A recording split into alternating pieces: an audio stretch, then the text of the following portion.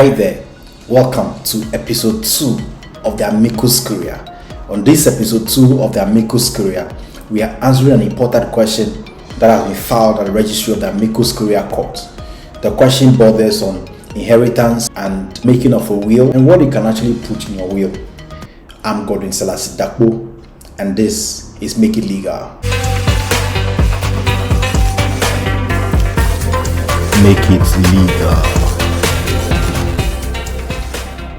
Now, we receive a very important question from one of our cherished subscribers, and she has a question that I think we would need to read the question, give the answer that is legally correct. So, we do on Amicus Curiae, we resolve issues, whether they are questions in text or video, we address them as a friend of the court, the Amicus Curiae. We read the questions or the concerns of the one who filed the question at the court of the Amicus Curiae, and then we'll explain the laws that are applicable to them. We will, after that, answer the question that has been asked by the one who filed the question. Now, for purposes of this video, we'll call the one who filed the question Susanna. In fact, that's a name that was proposed by my cameraman. He likes that name a lot, so he proposed that we use Susanna. That reminds me of a song that is sung by one of my favorite actors. It also happens to be an actor as well as an artist. So Sophia composed a song which was titled Susanna, and he said that Susanna, love me again, money go, woman go. My cameraman likes that song, and whoever the woman is behind the song for him, he knows. So he says we should call the woman Susanna. So the woman who actually sent us the text, please don't be offended. We just want to conceal your identity small, because this is not a real court. It is just an unreal court, an unreal judge trying to provide real education of matters of law.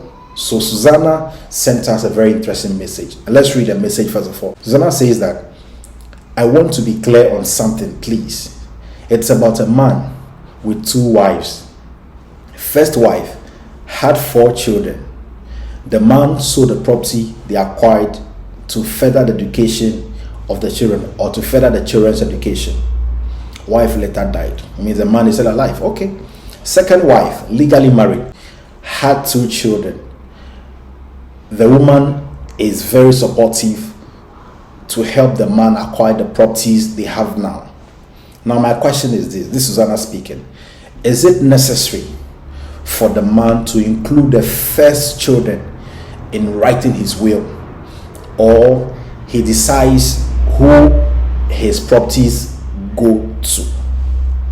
Thank you. That's a question from Susanna. It's a very simple question that we can answer. We don't need to go and be quoting all the laws, because the laws are already in the bosom of the Amicus Curiae.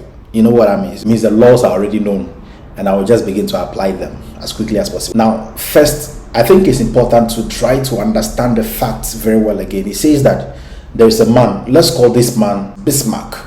So Bismarck is going to be our hypothetical man here.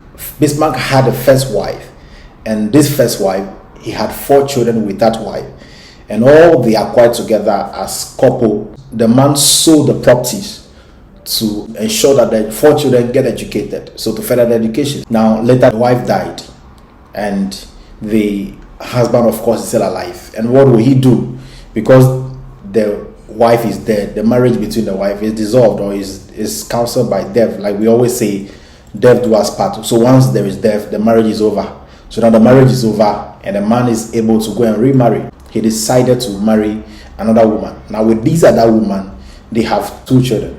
Remember, the 4 children are still alive, and the 2 children that he has with the second wife are also alive. Now he's planning to make a will, and this second wife also have been helping him a lot and supporting all that he does, and they're able to acquire properties together. Now Susanna's question is, can this man, in making his will, exclude the children of the first wife from his will as beneficiaries, or he's mandated to include them in his will? Number 2 is that, is the man at liberty to choose who he gives his properties to, whether they are children of his wife who is still alive, or a child of another person who is not alive? Now this is the law when it comes to the issue of transferring or disposing of properties you have acquired by will. The first rule is that you can only dispose of self-acquired properties by will. So that is the first law you need to know. If the property is not personally acquired by you, it's not your own property, you cannot transfer it to another beneficiary by your will, so that the person will take it after your death. That is the first thing you need to know. The second thing you need to note is that even though you cannot transfer properties that belongs to someone else, you can transfer properties you own with other people and transfer your interest or your ownership right in a property you own with somebody. So you and your wife have a property, you know you have this percentage of shares in that property. You can transfer that portion to someone else when you die. So you can make a will and say that when I die, I have a house which my wife and I built together. Whatever my share is in that house should be given to my first child, Kofi Mensah. So you can do that because the share you have in that property you acquired with your wife is still yours, so you can actually transfer it. That is the second thing you need to know. The third thing you need to note is that you decide who you give a property to when you are dead or you are no more. The law does not force you to give your property to a particular person or to your spouse or to your children as mandatory requirement. You are at liberty to say that I'm going to give all the houses I built in Accra to my cousin or to my nephew, even though I have children who are alive, even though I have a wife who is alive. You can do that. The law does not force you or impose a beneficiary on you. That is the third thing I need you to note. The fourth thing you need to note is that when you and your spouse acquired properties together, you cannot sell that property to someone else unless you have the consent of your wife. That is, if the properties are landed properties, you cannot sell them. Even if you want to use the money to take care of your children, you cannot sell them alone as a husband or as a wife just because you want to take care of the children. You need a consent of the other spouse before you can go ahead and sell that property that you and your wife have acquired together. That is very important. So 4 principles you need to note that I'm going to apply to answer the question that Susanna is asking. Those 4 principles. Number 1, you can only dispose of by will self-acquired property or personal properties of any kind. Once they are yours and they are your personal property, you can dispose of them by will. You can watch my video on disposition of property by will.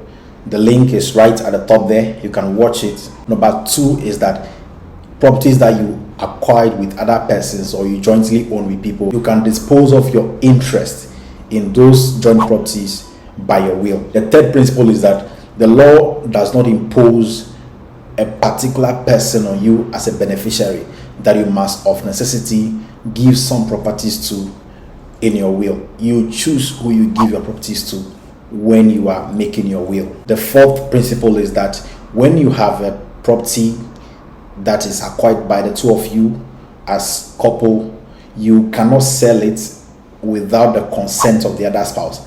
Especially when it's a landed property, you need the written consent of the other spouse before you can dispose of them or sell them. That is very important. So with these 4 principles of law, let's see how we can apply it to answer the question that is asked by Susan. So the first thing I want us to pay attention to is that Susan is asking that the man sold the property they acquired to further the education of the children. So it's not so clear from Susan's question whether or not this selling complied with the law, whether or not the man obtained the consent of the first wife before he sold the property. But let's assume, for purposes of our discussion, that he informed the woman and the woman consented. He proceeded to sell the property and use the proceeds to finance the education of the children. That is great, and there is no issue with that. But let's also look at the other side. Imagine that he has not obtained the consent of the first wife before selling that property and receive the proceeds for the benefit of the children.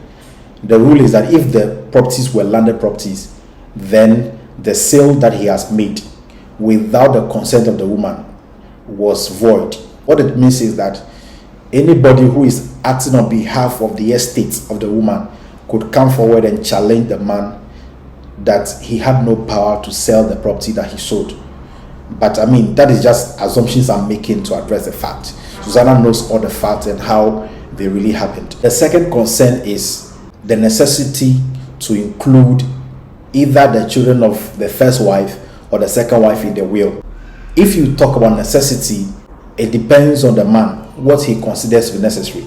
If he thinks that he will do a lot of good to his children by giving properties to the first wife's children as well as the second wife's children, he can do so. If he thinks he'll do a lot of good by giving it to only the children of the wife who is currently alive and not any to the children of the wife who is not alive, he is at liberty to do that. So that directly answers the question whether it's necessary to include first children in writing his will. He can decide to include them or not to include them. And I think that indirectly also answers the question whether or not he decides who takes his properties. Yes, he decides who takes properties. So if he decides that he's not going to give any of his properties to the children of the first wife or the children of his second wife, he can do that. The law will not prevent him. He decides who he gives his personal properties to by his will. And I believe this answers your question. These are the answers from the Amicus Curiae, and you got them right here in the episode 2 of the Amicus Curiae. I believe you enjoyed episode 2 of the Amicus Curiae. If you have enjoyed it, please go ahead and like the video, and then also tell us that you enjoy it in the comment section. Let's know whether you enjoy it or not, and also ask some few more questions you have about this, and whether or not you agree or disagree with me, let me know in the comment section. And please, if you are not yet subscribed to the channel, we need you to subscribe to the channel. So go ahead right now and click on the subscription button to subscribe to the channel. We love you, and we are happy to see you share our videos on Facebook, on all other platforms, and on your WhatsApp status. Please go ahead now, click the share button and share this video with your friends. Thank you for doing that for us. I'm Godwin Selassie Dakbo, and this is Make It Legal. Make it legal.